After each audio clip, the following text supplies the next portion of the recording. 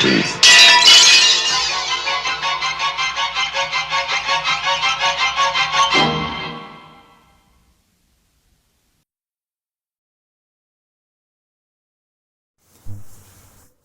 Hey fam, what's up? It's P. Rich from the Hatch Boys.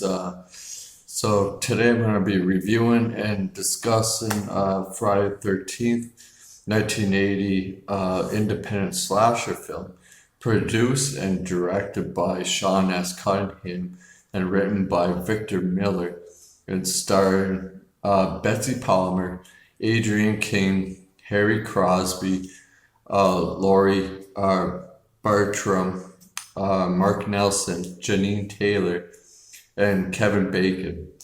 So, yeah, the plot basically follows a group of teenage camp counselors who are murdered one by one by an unknown killer while they are attempting to reopen an abandoned summer camp with a tragic past.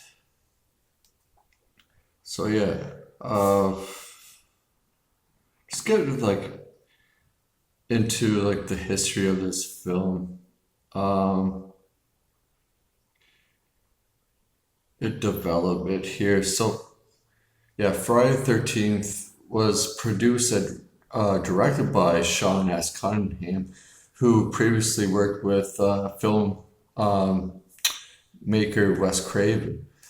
The film The Last House on the Left, and Cunningham, inspired by John Carpenter's Halloween 1978, wanted Friday the 13th to be shocking, visually stunted, and make you jump out of your fucking seat.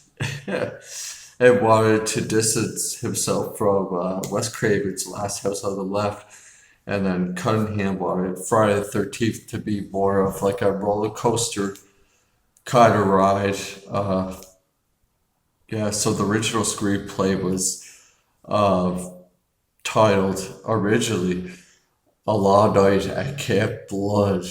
I mean, they could have just called it Camp Blood too. I mean, that would have worked, but I still think Friday the 13th is the better name for it. But while working on a redraft of the screenplay, um, Sean S. Cunningham proposed the idea of the title to be called Friday the 13th. And after which Miller begun redeveloping. So Cunningham rushed out to place an advertisement to Variety using Friday the 13th title. And supposedly, I guess he was worried that someone else owned the rights to the name of that title and wanted to avoid potential lawsuits. Cunningham thought it would be best to find out immediately if he could use that title name. And so New York advertising agency to develop his concept of Friday the 13th logo, which consisted of big block letters bursted through a pan of glass. I think it looks good. I like that. Visually, it looks good. Um, so yeah, and then in the end, Cunningham believed that there were no problems with the title, but distributor George Madsour stated there was a movie before uh, there's called Friday the 13th, The Orphan, and it was like a success, I guess. Supposedly, I never heard of it until I looked into the history behind Friday the 13th. Um, but someone still threatened to sue them. Of course, fucking course they did. Phil Shadurdy paid them off, but it was finally resolved. Yeah. Yeah, this franchise seems like it goes through a lot of fucking bullshit, to be honest. Um,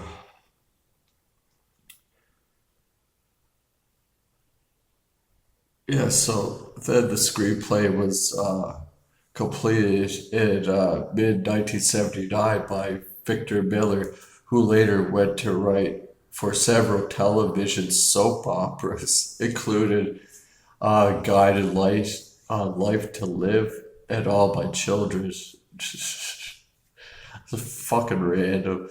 So at the time, Miller was living in Stratford, Connecticut, near uh, Sean S. Cunningham, and the two had begun collaborating on potential film projects. And Miller, uh, being like excited to invented a serial killer who turned out to be someone's mother, murder, whose only motivation was her love for her child.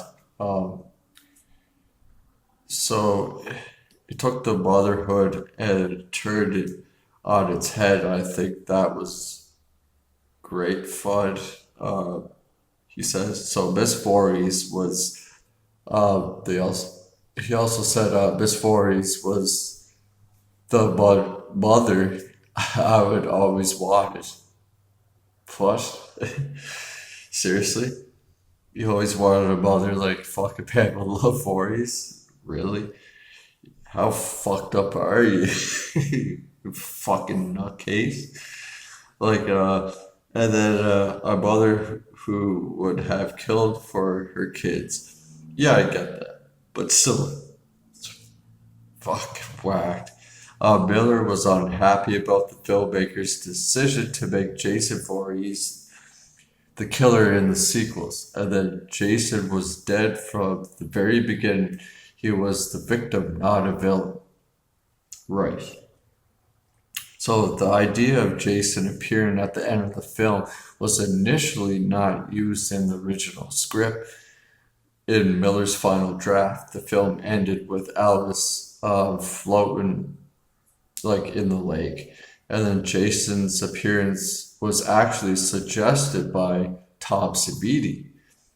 As Savini stated that the whole reason for the cliffhanger at the end was he wanted it to be like Carrie. He saw Carrie and he took that inspiration from that film Carrie, which that fucking end scene in Carrie fucking made me jump the first time I saw it as a kid. And it does so in this as well, I find. Yeah, so that was probably like the best jump scare in this movie, to be honest. Like there's a couple, but they're not really executed that well, I find. But anyways, so we thought we need a chair jumper, he said like that, and said, let's bring in Jason. And then after this film, from the success of this film, yeah, they wanted to start pumping out more. They wanted to make a sequel right away. It was like a year later. They made part two, and then they put Jason in part two, right? So, okay, getting into the plot of this film, the plot summary. Yeah, I mean, this movie's been out since 1980. Like, so many people fucking see this movie, and a lot of horror fans. This is not everyone, but a lot of people's like horror fan favorite franchise out of like horror movies. A lot of them. This film itself, I find a lot of people tend to put it low on their list. Um, yeah, it's not one of my favorite either. It's like a really slow burn type film, and it takes a while to get into. I mean, there are some like good creative kills throughout it, but it does take its time for sure. And I find a lot of it's fucking boring, but you can make fun of it while you're watching it. That's what I usually do. I just fucking kind of make fun of it, of what's going on around it, until you get to like some good scenes where people are dying and shit, and it does just build up the suspense, right? Okay. So getting into it, in 1958, a at Camp Crystal Lake, two counselors sneak inside a cabin to have sex, but they're interrupted by an unseen killer that kills them. They're like, "Oh shit, you got us. We weren't doing anything. No, no, no, no." It fucking stabs them. I mean, okay, not too.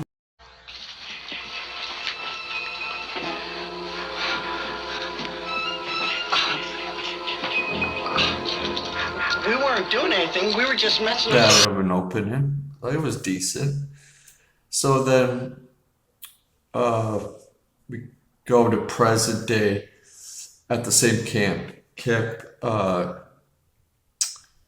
Crystal Lake, and a camp counselor and a cook, Annie Phillips, is on her way to go to Camp Crystal Lake because Steve Chrissy is reopened it. He's the owner now, and yeah, he wants to reopen up the camp. And so Ann Phillips, she's a camp counselor and a cook, and she's on her way to get to the camp. And she's driven halfway to the camp by this truck driver. What's his name? Ed. What the fuck is it? Enos. I don't know. A dumb fucking name. Anyways, Enos. Warns her about the camp's troubled past, and beginning when yeah, so the camp's troubled past, beginning with a young boy who drowned in 1957 at Camp Crystal Lake after being dropped off at the highway point. Annie hitches another ride from an unseen person who eventually slashes her throat. Um, it's a pretty decent scene. Like, yeah, she gets picked up, and you just see like a POV of like the killer looking at her the whole time. It basically scares her off. She goes running out, and the killer chases after her into the woods, and then yeah, slashes her throat. It's a pretty good kill. Not bad practical effect either. Like, it looked good. It looked decent. Yeah, by Tom Savini. And yeah, we also uh, beat that crazy fuck Ralph, crazy Ralph. He's like, "It's cursed. The cap is cursed." Before Anne gets the drive from the truck driver there, crazy ass Ralph. Anyways, so then at camp, we're introduced to the other counselors. And fuck, these movies have a lot of fucking, like, just throwaway actors, just people that can fucking kill. There's a lot of counselors in these films, and I always get them all fucking mixed up. So sorry, guys, if I fuck any of their names up, because there's always so many of them. When I went back to rewatch this movie, I've seen this movie a lot of times, but when I went back to rewatch this movie to do this review, I fucking took notes of their names and whatnot. But okay, so we're introduced to the counselors: Ned, Jack, Bill, Marcy, Brenda, and Alice, along with the owner, Steve Christie. And I already mentioned about Steve Christie just reopening the camp, right? So now we get into. I'm not going to go like get into every scene, but just mention most of them. So yeah, while Jack and Marcy have sex, they are unaware of Ned's dead body above them. So right, okay, okay. Uh, backup. All right, so after we like meet all the counselors and Steve Christie and that, like a thunderstorm comes rolling in, and yeah, a thunderstorm approaches, and Steve leaves for supplies, and Ned sees someone walk into a cabin and then follows them. Um, I'm not sure why, but he just does. I guess he just wanted to fucking get killed. I don't know. Anyways, so being a dumb fuck he is, he walks into the cabin and Ned ends up dying. And then while Jack and Marcy have sex, they are unaware of Ned's dead body above them. That was a good scene. I thought it was pretty good. Yeah. I mean, it builds up some suspense to it. Like, it's not bad. And then when Marcy leaves for the bathroom, Jack's throat is pierced with an arrow. That's Kevin Bacon's character, Jack. And I mean, I think it's so iconic, this fucking kill, anyways. But anyways, I think it's really well done. I think it looks great, and the way Tom Savini like rigged it up to make it look like real, and I think it does look pretty fucking damn good, almost to being real for sure. It was a highly technical special effect that literally they could only shoot once. I mean, when that arrow comes through and the blood squirts up and Tom Savini is underneath the cot and he's squirting blood into this tube with this plunger so that it can come up through the fake rubber chest. After the shot, Sean says cut and everybody applauds and Tom Savini comes out from underneath the bed covered in blood. And it's sheep's blood, and it's going like this, and it's just awful. And somebody says, "What happened?" And he said, "Well, I started to hit the pump, and the fitting gave way, so blood was going all over the place. So he had to literally blow on the pipe to make the blood come up through the arrow, and then look like Kevin Bacon was squirting all over the place." So, anyways, the killer kills Marcy next with an axe. That's pretty good. It's all right. And then Brenda hears a little boy's voice calling her for help. And then she goes outside to investigate it, where the lights turn on, and then Brenda screams. I do like that one scene where they're out, like where their archery targets are. The shooting the arrows. Oh man, that scene was good. I really enjoyed that scene. I always loved that scene as a kid. And then throughout, I mean, you do get a lot of boring scenes in this film. But I mean, there's a couple funny scenes though, like where they're playing strip Monopoly and kind of shit like that. I don't know. I mean, some of it's kind of cheesy. Like schlock in a lot of ways, but it's not the worst I find. But anyways, so after Brenda screams, she's worried by their friend's disappearance, and then Alice and Bill go to investigate. They find the axe in Brenda's bed, and the phone has been disconnected. Then Steve returns and recognizes like the killer who stabs him, and yeah, then it cuts away. And then when the power goes out, Bill goes to check on the generator, and then Alice finds his body. Yeah, so Bill ends up getting killed. Now Alice finds his body pinned with arrows to the door. It's cool. It was a good reveal. Like, I liked it. And so she runs off to the main cabin where Brenda's body is thrown through the window.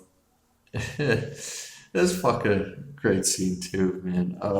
In this film series, you see a lot of people get thrown through fucking windows and awesome shit like that. So, anyways, and then now the killer's revealed, and the killer happens to be Mrs. Voorhees, a middle-aged, crazy-ass fucking woman who claims to be a friend of Steve Chrissy's. She arrives and then tries to like help what's her name? Fucking Alice. And anyways, so she ends up trying to kill Alice, and that fucking scene where she's chasing Alice through the cabin. Oh my god, man, this scene is just fucking dumb. But like I swear to God, man, like Alice might as well just pick up a banana and fucking throw it at Pam Voorhees, and then she like slips on a fucking banana peel or something. That'd be fucking hilarious to see. But no, that whole scene's kind of ridiculous. I thought. But anyways, so then um, she reveals that she is Jason's mother. Her son Jason was the young boy who drowned in 1957, and she blames his death on the camp counselors because they were off too busy fucking. And so basically, anybody that goes to Camp Crystal Lake, she will kill. Any camp counselors or any shit like that, she'll take her revenge on. And so, yeah, after being revealed of who she is, that she tries to kill Alice, and then they end up running to the shore by the lake there, like on the lake, on the shore, and then they get in a struggle until Alice is able to decapitate her fucking head off. She cut her fucking.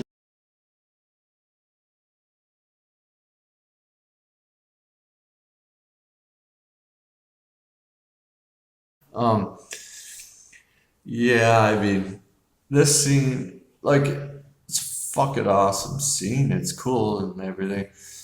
I like this scene, but just like, I mean, not the worst practical effect. You could tell it's so fucking fake though, but I mean, it doesn't look that horrible. But it's funny when you see Pamela Voorhees' head get chopped off. You could see it was Tom Savini's hands. That's who it was. But anyways, he just hit his head in the fucking shirt like that, in the sweater, the blue fucking sweater she has. Um, but anyways, yeah, it's Tom Savini. You can see the hair on his knuckles and shit. It's funny, and then the toothpick sticking out. But it's whatever, man. It's not a big deal. So anyways, then after Alice cuts off Pam's head, she basically uh she drags her body to the lake, I think, right? And then at which this point, well, it's like the next morning, and we see her like in a canoe, and it's all peaceful, and she's like just sitting there with her hand digging in the fucking water, whatever. And then out of nowhere, fucking, like the audience is led to believe it's Jason jumping out of the water, grabbing her, and pulling her in. Yeah, that's a good scene. Like I mentioned before, it was a good jump scare when I was younger. But yeah, it was good. It worked. And that Alice wakes up in the hospital. It was just a dream. And the police sergeant and the medical staff are there, and the sergeant says to Alice, well, Alice says to the police sergeant, what about the boy? And the police sergeant's like, what the fuck is she talking about? What kind of fucking crack are you smoking, Alice? Like, there was no fucking boy in the lake. And there was no sign of no fucking boy in the lake, girl. What the fuck you been smoking? What have you been taking? Are you high, bitch? No. Hello? Who's that? Oh, hi. What are you doing out in this mess? 1,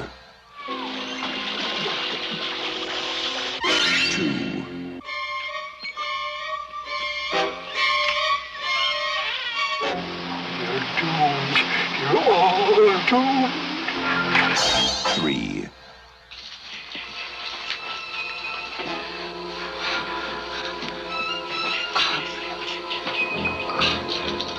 We weren't doing anything. We were just messing up. 4,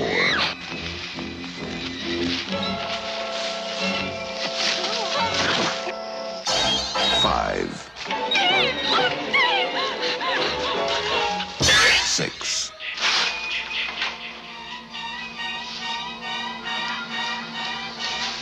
Must be my imagination.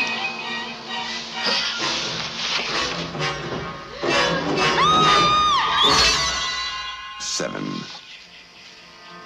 Can I help you?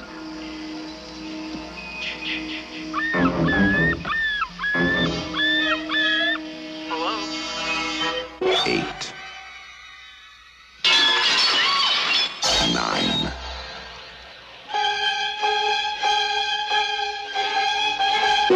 10,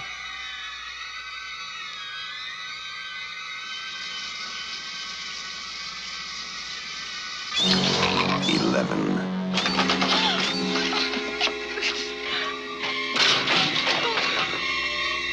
12, Friday, the 13th. You may only see it once, but that will be enough.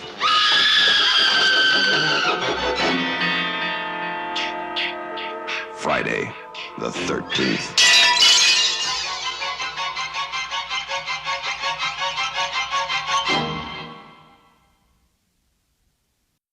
And then, to which then Alice says that he's still there, and that's how it ends. Left you on a cliffhanger. It's great. I like it. This isn't my favorite Jason film, but it's okay. Yeah, it's decent. It's probably like the more like scariest one of them all. I'd say this one and two. Two's up there for me. That's a great one. I'll get into that one next time. But yeah. So, anyways, there's so many of these fucking casts. Like, I'll just mention a couple of them because they're all just like basically throwaway actors. Like, nobody even gives a fuck about it and barely even remembers. Like, I mean, Kevin Bacon is probably like the most like, and Alice. And are probably like the most memorable ones, I'd say. Uh, I mean, Kevin Bacon, he was okay as Jack. I mean, all right.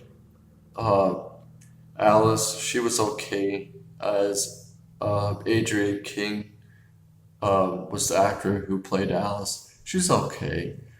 Definitely not my favorite, like, final girl in a horror film or anything. She's not like nothing like too special. She's okay. Pamela Voorhees, played by Betsy Palmer. She's awesome. She was really convincing. Like, she's fucking batshit crazy. I mean, I liked it. I like her. Yeah. She played her role very well, I found. Most of them, I mean, they're just like alright. I mean, the performances aren't even that great. And then yeah, Crazy Ralph. He was okay. Well, Gorney, as Crazy Ralph. He's okay. He's like, this place got a death curse. Like, yeah, like you're all doomed, and warned everybody that goes to Camp Crystal Lake. He's like that old crazy fucking drunk guy in your town, if you got one, that always says shit like that, like warns people about shit. But they're usually always right. But anyways, yeah, Crazy Ralph, he's okay. Yeah, I would have to say Betsy Palmer as Miss Voorhees is probably my favorite character in the film. But I mean, like, would I say all their on-screen chemistry works? Not really, to be honest. Like, like how to mention, like, there's a couple good actors or like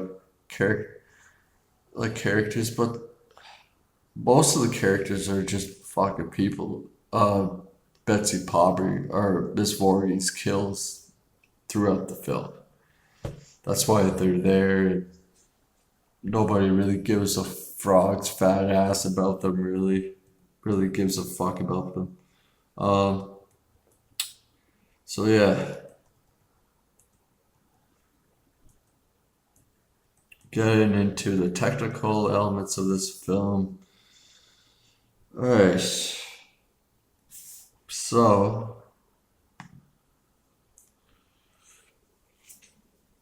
uh, story's pretty good. Yeah, I do like that. It was good.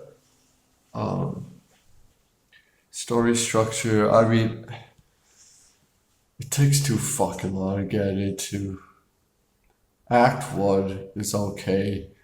Second act drags fucking ass.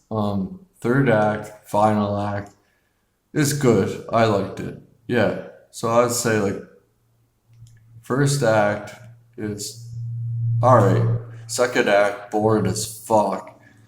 With a few kills here and there. It's mostly fucking boring. It does kind of build up a little suspense. I'll say its sub scenes are kind of a little eerie, I guess. First time or watching it, I don't know. Out of the whole series, I would have to give it to like fucking Friday 13th Part 2 being like the scariest, and then probably this one.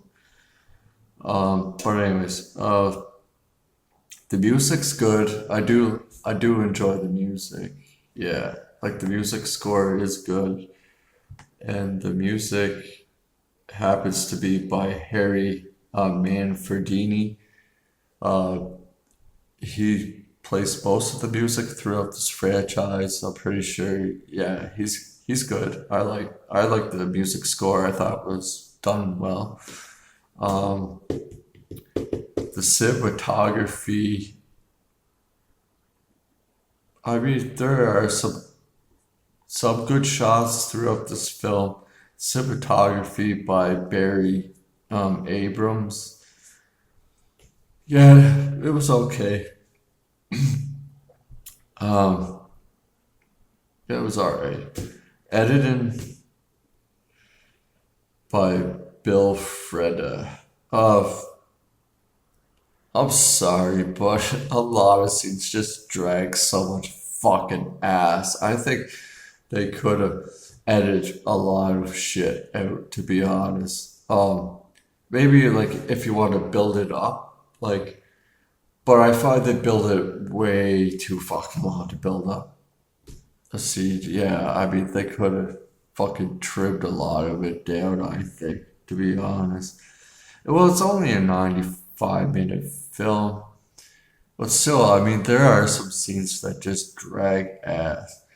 And like, a lot of people always bitch about Halloween 2, about that security guard scene where it just takes too long. Like, it does it, it does it. Like, I think, like I mentioned before, they could have trimmed some of that down too. But anyways, not the best editing, not the best cinematography. There are some scenes where the cinematography is good. I do like it. Um, I know it's not real lightning storms throughout the film, but the way they made it look good. Um, and some of the like what do you call it, scenery in this film is good, like the camp, and I think it looks good. Yeah, and yeah, I do like that. The sound in it. For me, to be honest, the sound wasn't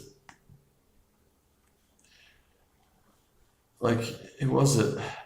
The sound's not horrible, but I mean, I guess it depended on because you can watch on 4K now, and the sound cleaned it up, like they cleaned a lot of it up, so it does sound better, like on Blu-ray 4K, depending which one you watch. But the sound isn't the greatest, no. Um, so yeah, the setting is good. I do like the setting in this film.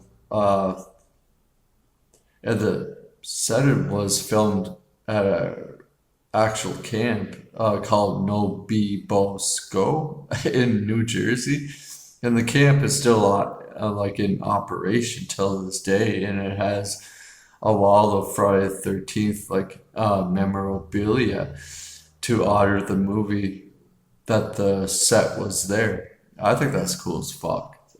That's cool. And practical effects are good. I do enjoy them. I always enjoy Tom Savini's practical effects. I think they always look great. Um, yeah, the makeup effects again by Tom Savini look great. Um, yeah, some of the deaths are pretty good. Like I like most of the deaths in this movie. Had an element of circus in it. But we had no idea how to do any of this stuff. I think Steve Miner said we should hook up with Tom Savini, who had worked with George Romero on Dawn of the Dead. He would be looking through my screenplay and be saying, well, I noticed you have a hatchet in the face on page 38 or whatever it was. And he turned to Sean and said, do you want a fake face and a real hatchet, or you want a fake hatchet and a real face? Savini just said, anything's possible. It was a highly technical special. Pretty good kills. I'd say like probably one of my favorite kill would have to be Kevin Bacon's scene. That was a good scene. And the other scene where that girl's like in the where they do archery and she gets the arrows in her. I thought that scene was cool too. I like that scene. So yeah, I mean, costume design just look like fucking camp counselors. Nothing special. Betsy Palmer just wear like an old lady fucking sweater. Yeah, so costume design, don't really give a fuck about, to be honest. Not the greatest. Nothing special. Just old 80s fucking short shorts and shirts, basically. So yeah. Betsy Palmer, I just want to mention it, yeah. Betsy Palmer said that if it were not for the fact that she was desperate and needed a new car at the time, she would never had taken the role of Pamela Voorhees, which I find fucking funny. And so after she read the script, she called the movie a piece of shit. And then over the years, however, Betsy Palmer did warm up to the film, and as it made her like more famous than like infamous, it made the appearance at yeah, that she would make like appearance at conventions, and that she would be in documentaries to discuss it. So that's kind of cool that she acknowledges it and she's open up to it. Yeah, over the years, where before she called it a piece of shit. So yeah, I mean, this film like did well. It did do good. The film earned 39,754,601 at the domestic box office on a budget of 550,000, and its worldwide gross came to 59,754,601. Like, that's good. That is really good off like a $550,000 budget, and especially for 1980. Like, yeah, it did do really well for being a slasher horror film back then. Exactly. Yeah, even as like a horror slasher film. But yeah, I recommend this movie. I do. It's not my favorite one out of the franchise, but it is a must watch, I think. You gotta watch this movie. uh, what would I rate this movie? I honestly would give it a 6 out of 10. Yeah. So that's my review for Friday 13th, 1980. Alright, so next time I will be doing Friday 13th Part 2. And alright, so don't forget to subscribe if you're new here, and ring the bell so every time I post something new or go live, you'll get that right away. And I do quite a few lives throughout the week, usually. So you can catch me on live. I do watch alongs to quite a few horror movies, comedies, and some action films. Yeah. So just be on the lookout for those. And yeah, don't forget to hit the like button. And if you feel like sharing this video, share it.